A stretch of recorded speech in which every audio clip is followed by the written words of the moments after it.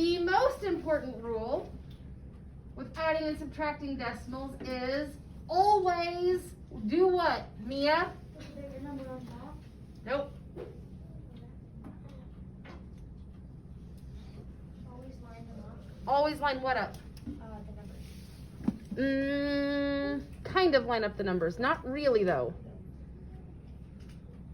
We have to line up a very specific spot in the number in order for everything else to line up correctly. Rylan? Decimal. Yeah, we're going to line up the decimal points.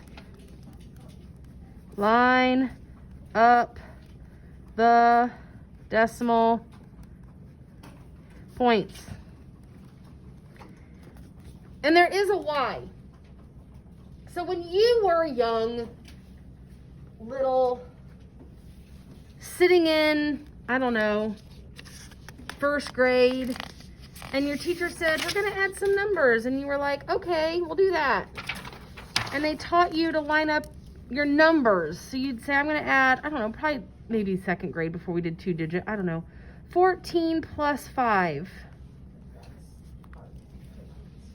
And you lined up your numbers, right? At the end, everything at the end always lined up so nice and neatly. And then you did your math, and you got your answer, and you kept everything in a column. And then you got to like a later grade, I don't know, later in second grade or third grade, and we started doing bigger numbers. So you might do 1,432 plus 17. I don't know if that was second. I don't know when that is. I teach big kids. I don't know. But I still lined up my numbers, and I worried about lining up my numbers here on the end. And then I did my math, 7, 8, 9, 4, 4, 1. Okay, so you're good at this stuff. And you're like, I just line up the numbers.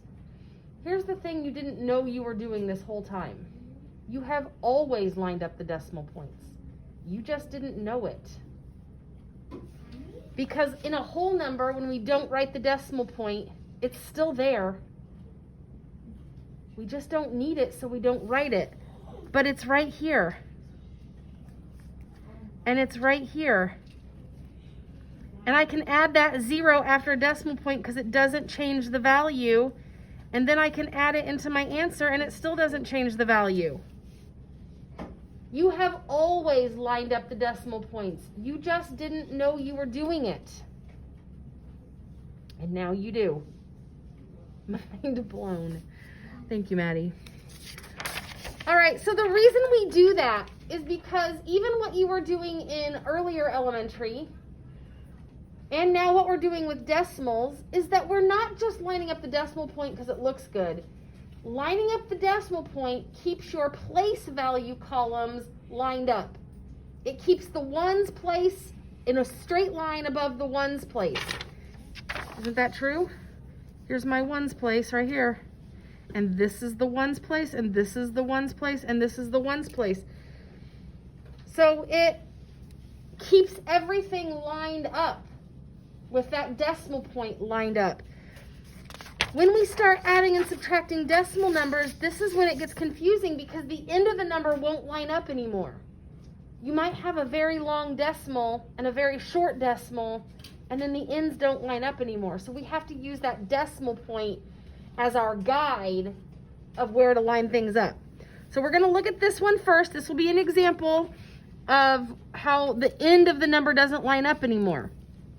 So we're going to add 13 and 4/10 plus 6 and 51/100. So let's go ahead and do that. 13. Oh, I didn't do that well. You guys are using pencil. It's a good thing. Let me just do this. Look at that. I got another one. 13.4 and 6.51. So I use the grid to really help emphasize keeping things lined up. Let me write this in real quick.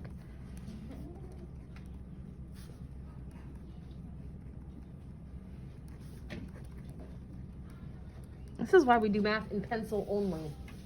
I'm just using a pen so you can see it. Yes, sir? So the blanks that we don't have, we just fill down 0. Okay, well, we're going to talk about that. So these blank spaces, I'm gonna go ahead and draw in my addition line and put my plus sign in here. So I know it's addition. I have this weird blank space here.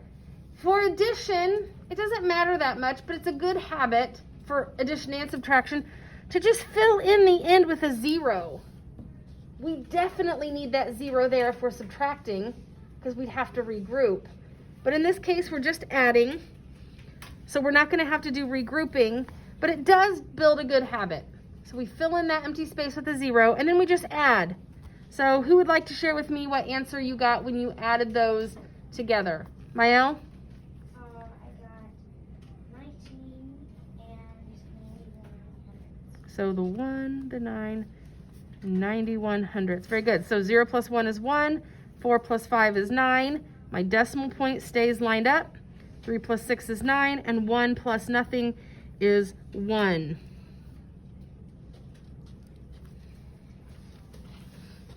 All right.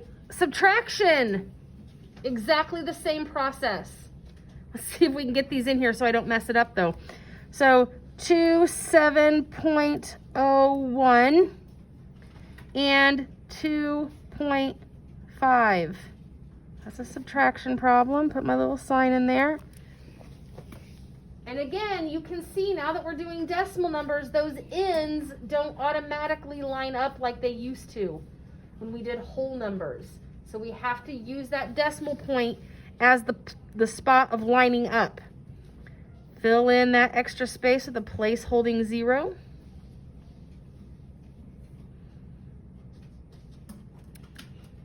And we are going to have to do some regrouping in this problem, so look closely as you do it. Finley, walk me through what to do. Okay, so 1 minus 0 is 1. 1 minus 0 is 1. You can't do 0 minus 5, so go to the 7 and take away and cross it out and put a 6 and put a 1. Yep, so I borrow or regroup from the 7, and then I use that value I took from one column and I put it in the next column. So then I have 10 minus 5. Okay, Finley, keep going. It's 5. Yep. And then 6 minus 2 is 4. And then 2 minus 0 is 2. Yes, very good. And then that decimal point stays in the column and keeps us lined up. Excellent, excellent. All right, we're going to do some practice at the bottom together. So go ahead and cut out the top part, put that in your notebook, and then we will do the bottom part here in just a second.